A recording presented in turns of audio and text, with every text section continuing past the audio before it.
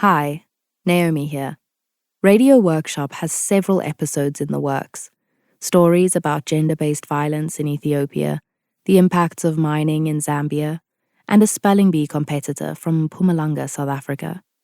But today, we're revisiting a previous episode because of the historic 2024 election that happened on the 29th of May in South Africa.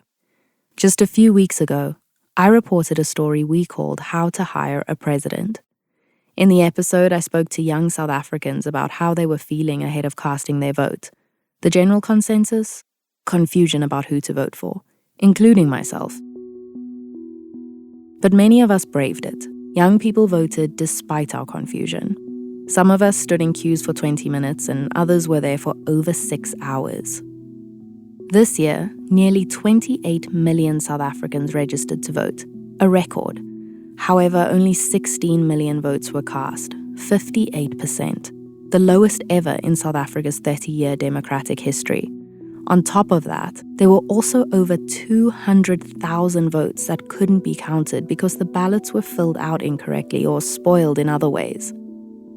As you might imagine, people have responded in different ways to the election results. For the most part, it seems there's a lot of unease about what comes next. A lot of young voters wanted change, and that's not what happened, at least not entirely. The ANC, the African National Congress, was elected for the 7th time, but they did so with a much smaller majority, just 40%, a number so small it leads to another reason for uncertainty, a coalition government. For the last 30 years, Parliament and the presidency of South Africa have been dominated by the ANC. They've not needed to share power with another party. But that's about to change. The ANC has no choice but to form a coalition with their opposition, some of whom hold drastically different policies. By the time you hear this episode, a coalition may have been announced. But because this is uncharted territory for South Africa, the uncertainty around how this new government will proceed will likely continue. Political anxiety among young people runs deep. So, with this in mind, here's the episode we released exploring young South Africans' feelings ahead of the 2024 election. This is How to Hire a President.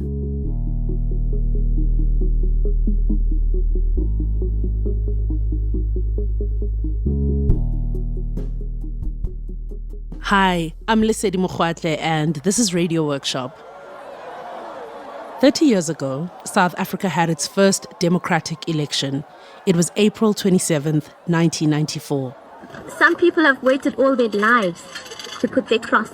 But it doesn't matter how long it takes, they are going to make their mark.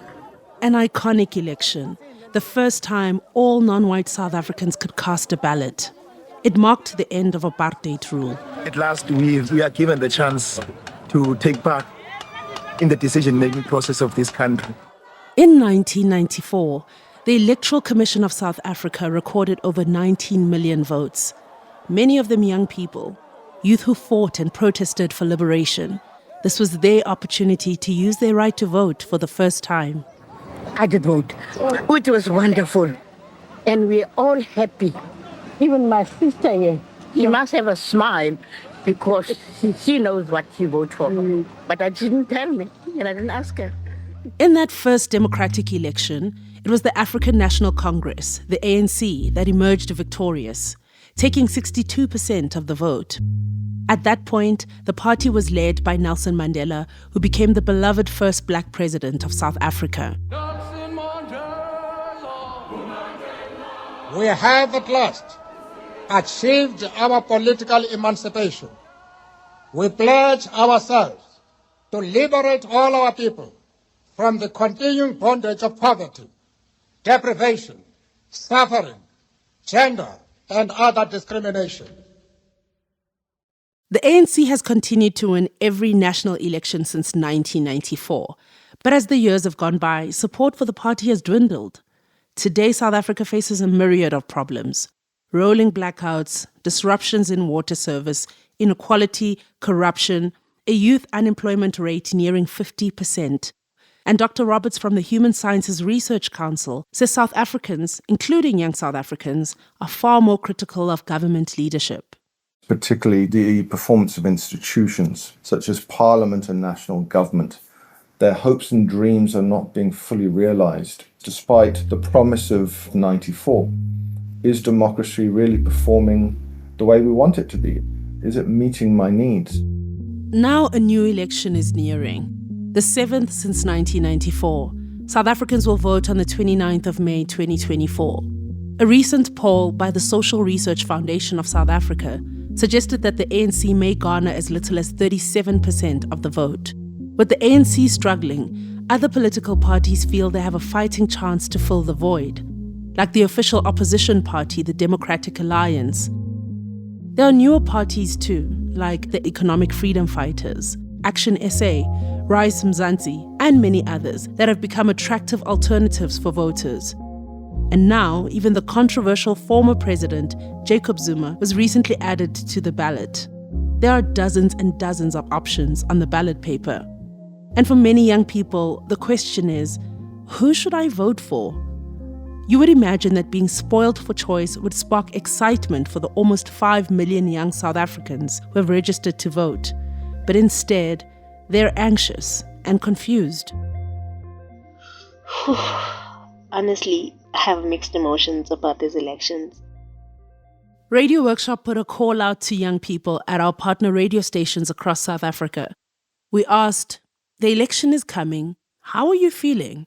I am definitely feeling confused in terms of which party to vote for. And that's because I do not trust any political party to fulfill its promises.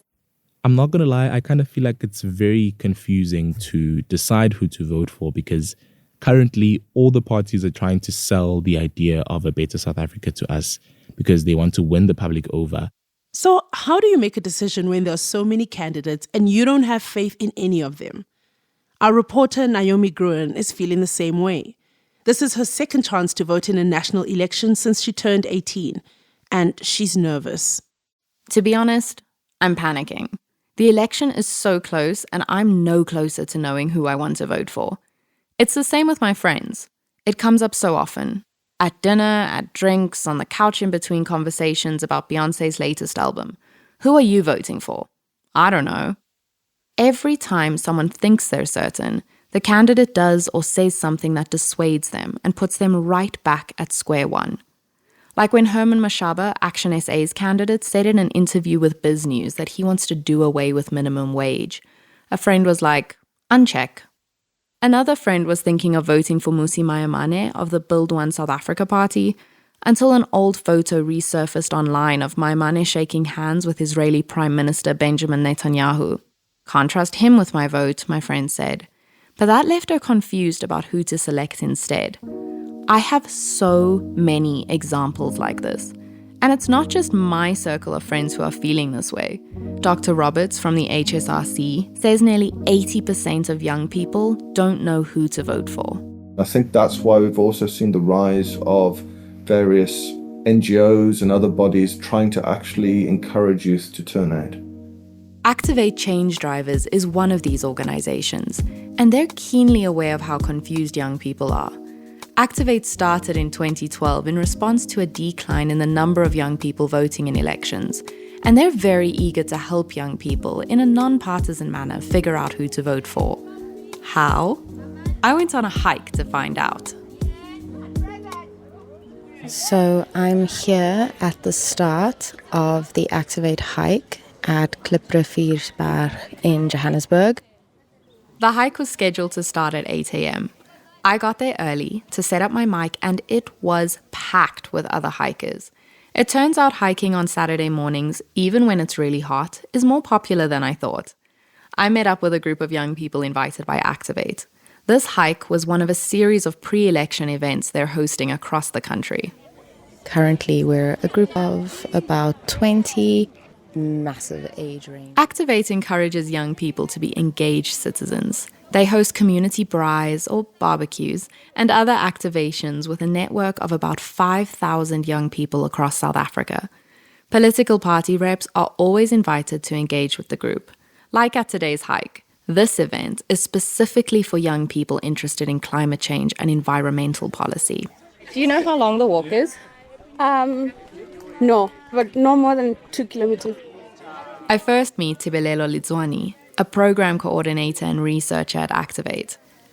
Like all the other members of Activate here today, she's wearing an Activate t-shirt with "We Are Voting" on the front. Tibelelo hands out bottles of water to everyone with a welcoming smile on her face.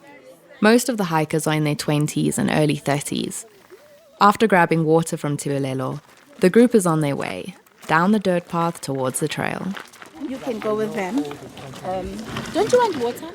As we start walking, the sun beats down, the wind picks up, and eventually we get to talking about the purpose of today's hike. It's a campaign that aims to explore the interconnectedness of climate change and a changing political climate in South Africa. One of Tibelelo's jobs today is to facilitate a discussion between undecided voters on the hike and youth representatives from different political parties, including the ANC, Economic Freedom Fighters, Rise Mzansi, and Action SA. They'll each present their party's environmental policies. They'll answer questions, hopefully help people get clearer on who to vote for, and we'll find out if Activate's approach is successful. But that formal discussion will come later. First, we walk.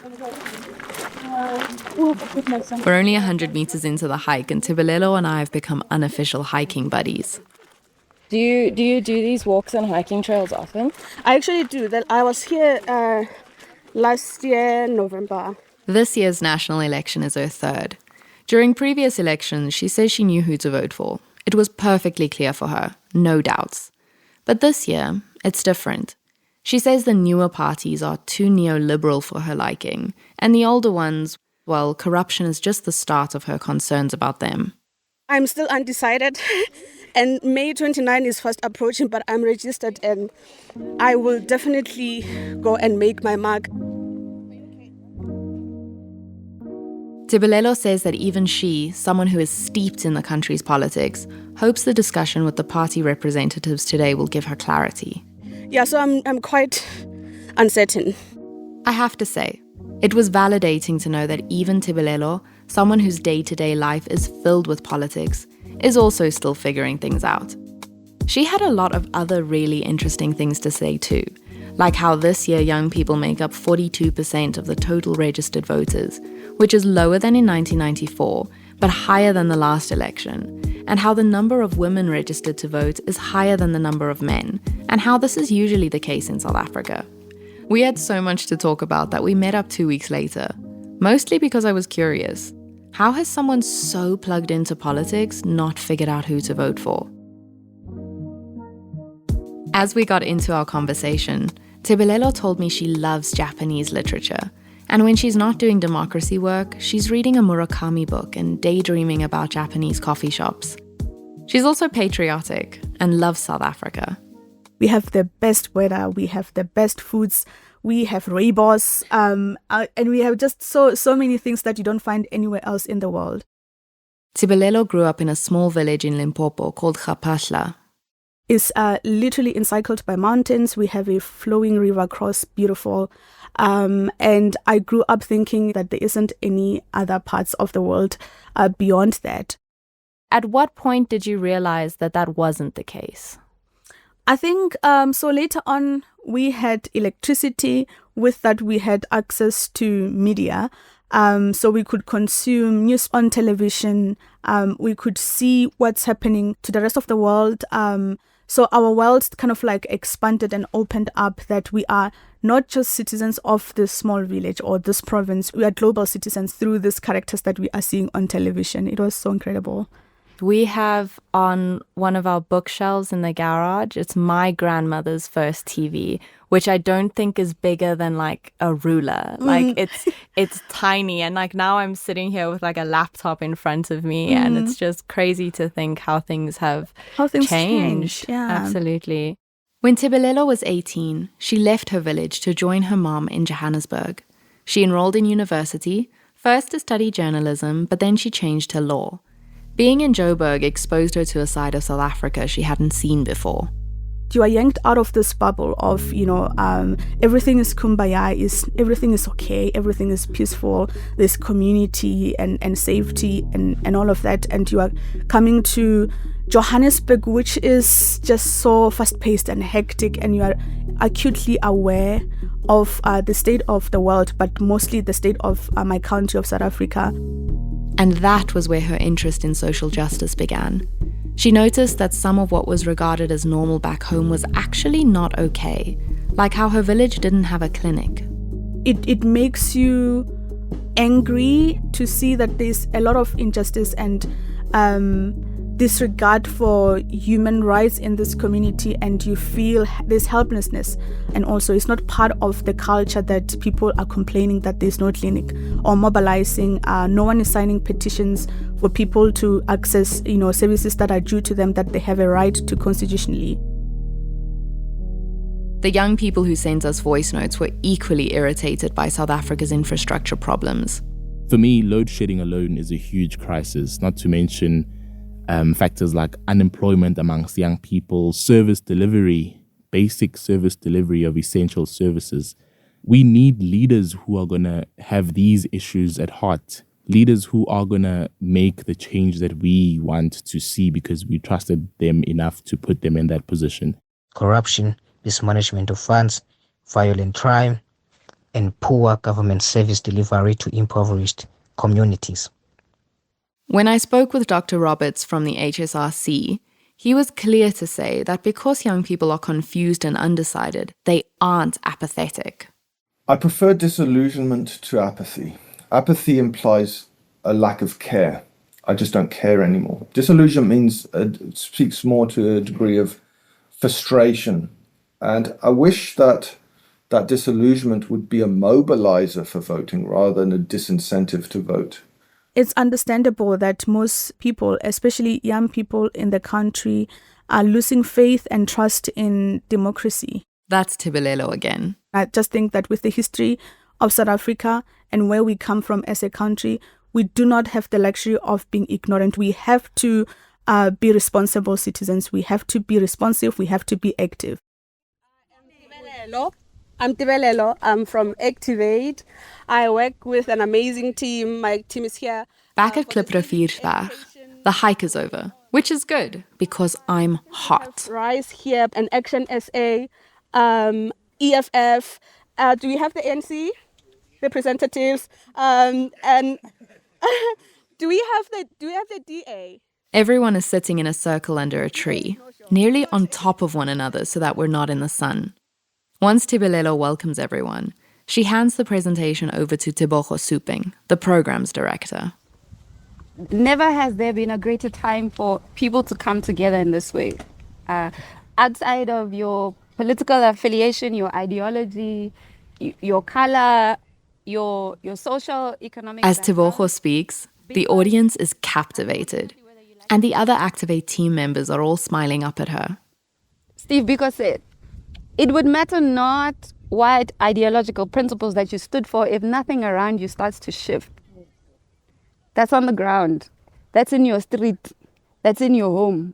Now I'm talking about things that are within close proximity to yourself. It's now time for party representatives to make their pitch.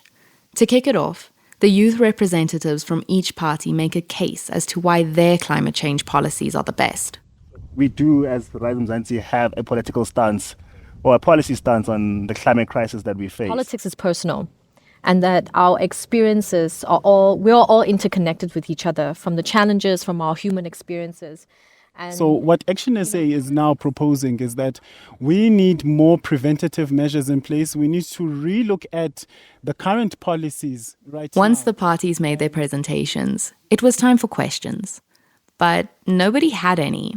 Instead, they took the opportunity to air their grievances. I'm here simply because I'm a bit angry. We all know of the reports of money being stolen. I think last week you lost 2 kids because of the environment, the climate change. It's too hot. And those kids are newborn. It's political that people in KZN, some of them are still displaced up until today. And it's a climate issue. We cannot... The feedback the Activate team received at the end of the discussion was mostly positive. People found the event informative but wanted more political parties present. Activate said what wasn't clear after the event is whether the discussion helped young voters reach a decision on who to vote for. But everyone walked away in high spirits, and with new t-shirts matching the We Are Voting ones the Activate team was wearing. Tibelelo was hoping the discussion would help her determine who to vote for. Did it? Not really. In fact, it was only 2 weeks later that she made a decision. What have you been doing in the past 2 weeks that's kind of made you reach a decision? I think having a conversation with people. So I think a big part of democracy is that we have to create a culture of discourse, a healthy engagement amongst our peers with people everywhere. She also reread all the manifestos of the party she considered voting for and used a process of elimination to decide, like she's an employer. We are essentially hiring these people to do the job of leading the country and governing. For Tibelelo, if a politician isn't doing their job, you fire them. So, given how polls show many voters are disillusioned with the ANC, will Tibelelo vote for one that's eager to appeal to young voters? I don't know if speaking about issues that interest young people is enough. Them being new, having young people, being colorful, presenting as impressive is not good enough to deserve our vote. Okay, so she's not voting for any of the new parties. That means she's voting for ANC, right? The ANC doesn't deserve our vote by the virtue of being here for many years. Despite her misgivings about the ANC, in the end, she settled on the devil she knows over the devil she doesn't. With the ANC, we can see what we can currently improve. We don't have to make an experiment with our vote and with our country only because we are so disillusioned with the current political party. So that's one vote for the ANC. But the other young people we heard from, even though they don't know who they'll cast a vote for, they're not willing to give the ANC another opportunity. They only notice us when it's time for voting, and they're quite selfish and not doing what is best for the country as a whole. I think the current leadership has had a fair chance to lead the country. At this point, I think it's time for the current leading political party to go.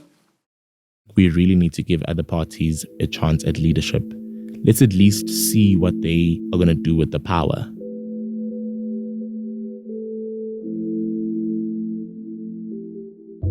The Electoral Commission of South Africa stated that over 27 million South Africans registered to vote for the upcoming election. What the turnout will be, we don't know. But that's the highest number of registered voters since the dawn of South Africa's democracy 30 years ago.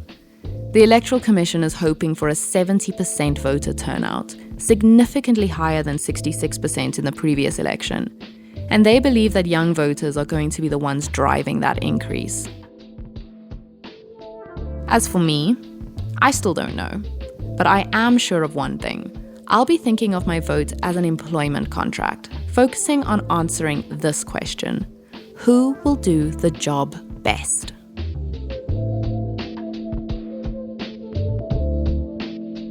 This episode was produced by Radio Workshop. Rob Rosenthal and I edited this podcast. Naomi Gruen reported and produced the story. Our managing producer is Joe Jackson. Additional production assistance from Tinyiko Mate. Sound engineering by Naomi Gruen, Joe Jackson, and Mike Rayfelt. A special thank you to the team at Activate Change Drivers and to the young reporters who lent their voices to the story. Abigail Maeza, Ngumani Solomon, Sigelela Kholom, Siya Mukwena, and Temika Bon. Original music by Kamani Sambu at Edible Audio in Cape Town. Archive footage courtesy of the BBC, SABC, Associated Press, and Uslete Lutlolo, performed by the ANC Choir. This episode would not have been possible without the support of the Constitutionalism Fund. Find out more about who we are and how to support us at radioworkshop.org.